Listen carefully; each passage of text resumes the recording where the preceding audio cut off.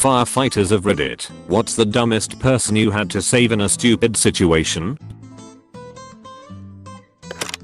Dumbest tried to cross a raging river in 0-degree weather about a 300-foot span on a snowmobile. He lived but didn't make the crossing and the machine was recovered days later. I once had a firefighter tell me he almost died in a house fire while going back into the house to look for the owner. A neighbor was concerned about why the firefighter was still in the residence, so he asked another firefighter. This is about how the exchange went. Neighbor, why is that fireman still in the house? Firefighter, he's looking for the owner of the home. Neighbor, he is right over there with the video camera.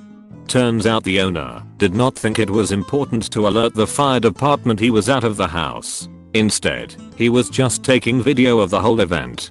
The fire started because the owner had tried to smother his barbecue cooker flame with leftover wood from the siding that had been installed on his home. The owner did not realize it would burn. Burned his whole house down. We needed to close the main connection through a forest over the winter because the trees were falling faster on the road than we could remove them due to way too much snow falling. Also, the redirection was more than an hour longer due to the snow. Some cars thought that they would come through, but turned around as soon as they saw the trees on the road. One semi also thought he'd get through. He drove up to the trees and called the fire brigade and complained why we didn't remove the trees. As he was calling, a bunch of trees behind him also fell, locking him in. It stood there 1 month before the trees and the snow could get removed by us, that at least the semi can back out. We needed another month until the road was free again.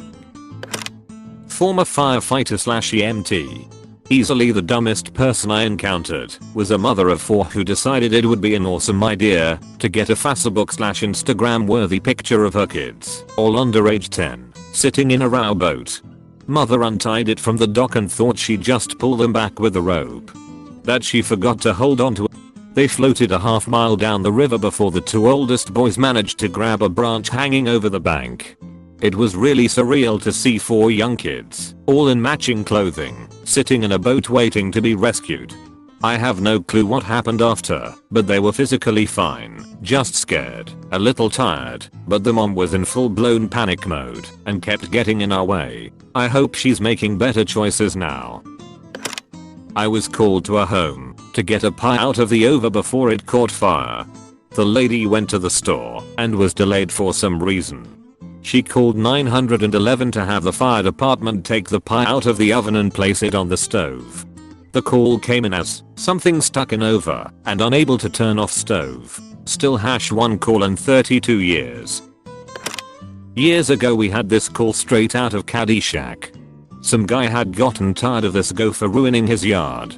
Little did he know though he was facing the Sunti's edu of gophers. The homeowner, dwelling upon his experience from Vietnam, decided that the best way to deal with the gopher was to treat the situation like a VC tunnel. In lieu of a frag grenade, he poured a 5-gallon can of gasoline down the gopher hole, waited with a varmint gun, and lit it off.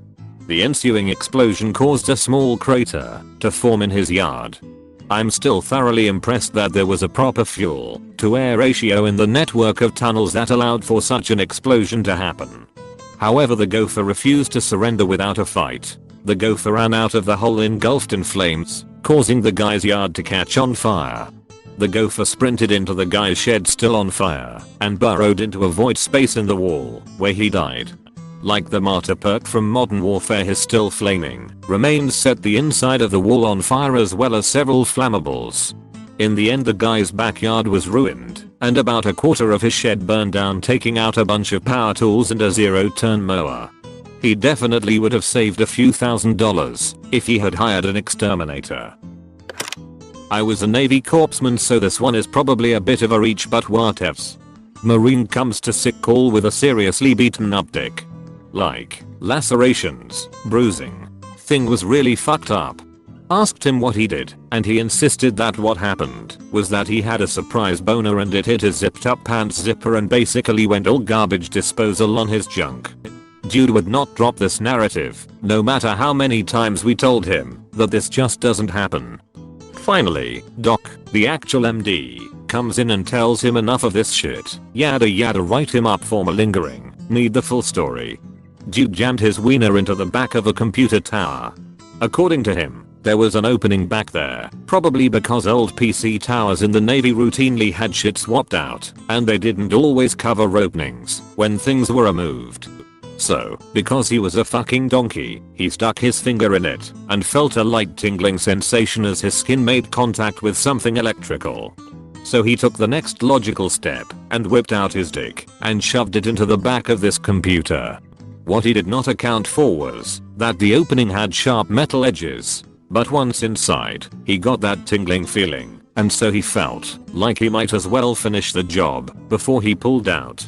Plus, and this is where I had to stop myself from laughing, he felt it was smarter to pull himself out flaccid rather than hard. Taps forehead. This was not a young man. This was not a man without rank. I can recall one specific. There was a young girl around teenage years who decided those toddler swings with the seat you stick their legs through like a little basket so they can't fall out was made for a teenage girl. She got stuck and lost blood flow to her legs. We had to cut her down and get her to a hospital to have it safely removed due to it basically becoming a tourniquet on both her legs. It wasn't really his fault, but we had an old guy in a nursing home get his balls stuck in a shower chair. A motorist had a bad alternator and the car died while she was driving. The electric lock control stopped working. We were dispatched for a person trapped in a motor vehicle. On arrival, the advice was given to manually lift the lock knob. You can easily tell the ones who will not survive the first 24 hours of the zombie apocalypse. Firefighter/paramedic in suburb of PHX had to transport a guy to the ER because he was constipated. His wife tried to dig it out with a wooden spoon. Spoon got stuck and her to move it. Walked in and there's a 250-pound man, but naked, lying on his side with a huge wooden spoon stuck halfway up his butt. Me and my dad are both firefighters, and he said one time they went to a house because an elderly man could not get out of the leather recliner because he had been sitting in it for a week straight and his wife would just serve him drinks/food and the guy never got up. He would just get drunk and urinate/defecate himself until he was physically stuck to the chair and they had to cut him out. My dad was witness to someone being stupid and rescued by a firefighter. My dad worked for a mainframe system tech support division for over 10 years. A customer called in because he needed to run a report and send it out to the networked printer. For whatever reason, the report was failing to generate and the guy on the phone was freaking out because some corporate bigwig demand that this report be printed and on his desk by 3 p.m. Just another day at work. About 10 minutes into the call my dad starts to hear this strange high-pitched noise in the background. Dad, if you don't mind my asking, what's that noise at the background? Caller, oh, that's the fire alarm. Fire alarm. Yeah, the building is on fire. Far be it from me to tell you what to do, but shouldn't you get out of there? Dan. You don't understand. I have to get this report printed. Now are you going to help me or not? So they continue to troubleshoot the issue. A few minutes after that my dad hears shouting in the background. Dad, there seems to be a lot of yelling in the background. Is everything okay? Caller, yeah, it's fine. It's just the firefighters evacuating the building. Shouldn't you get out of there too? Dan, I absolutely have to get this report printed. Are you going to help me? I'm not sure that I should. We pay our support contract. I have to get this printed and you have to help me. It's almost 3 p.m. It's just a report. I don't think it's worth risking your life. The caller starts to get furious when the shouting in the background gets much louder. A firefighter has come over to the guy on the phone and starts barking orders at him to get out of the building. The caller tells the firefighter, look, I have to print this report before 3 p.m. and I can't leave until it's printed. Over the phone dad hears the firefighter scream, I don't give a damn about your goddamn report, the building is on fire. Now move. There's a scuffling noise and the phone handset on the other end drops to the ground as the firefighter physically drags the caller away. After that, all dad could hear was the sound of the fire alarm and various crackling noises. Needless to say, the report did not get printed by 3 p.m. Two bikini-clad girls had to be rescued from a swift-moving river in a canoe. Neither girl brought a life vest or a paddle. Had a drunk guy in Antarctica chase a penguin. Penguin stuck his beak through the offending drunk guy's calf. He got sent home, and a report on international treaty breach wound up on some Congress member's desk. Oh McMurdo, how I miss thee. Dude picked up a metal ring from a hardware store in lieu of paying for an actual cock ring. It got stuck. He went to the hospital. The hospital called the fire department because a Dremel tool turned out to be the right tool for the job. Just asked this question of a firefighter friend. He saved a guy who was siphoning gas out of someone's car by sucking gas towards his mouth to start the siphon. The would-be thief was also smoking while doing it. Burns happened. Had a fellow who was running from the police.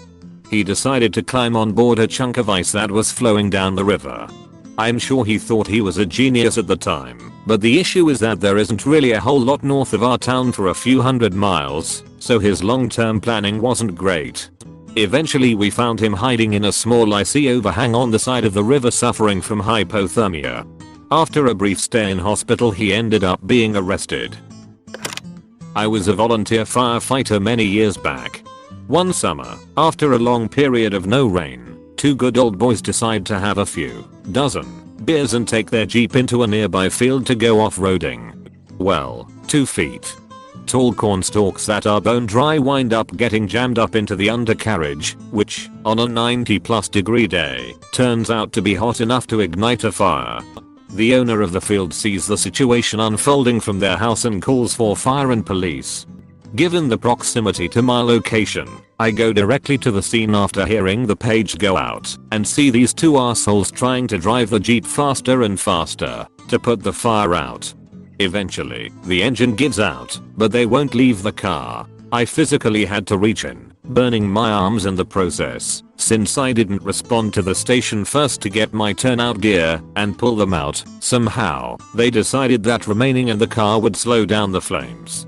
And because they thought it was a good idea to continue driving a burning vehicle around a dry field, we now have a significant brush fire and have to call mutual aid from another county to help douse the fire. State police get involved. I have a nice trip to the hospital. And assholes lose their Jeep and the remainder of their booze. Former fire and rescue firefighter here. Have helped release several dogs and children stuck in the mechanism part of a recliner chair. Also a bird stuck in a tree, go figure. I remember asking a firefighter about this once, and he said a guy who was fucking a woman. Her husband came home, so he jumped out the 2nd story window buck naked and impaled himself through the upper leg on a fence paling. It was one of those flirty-less ones, so it fucked up his leg pretty badly.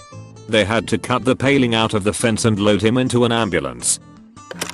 Obligatory, not a fireman, but they were most definitely involved.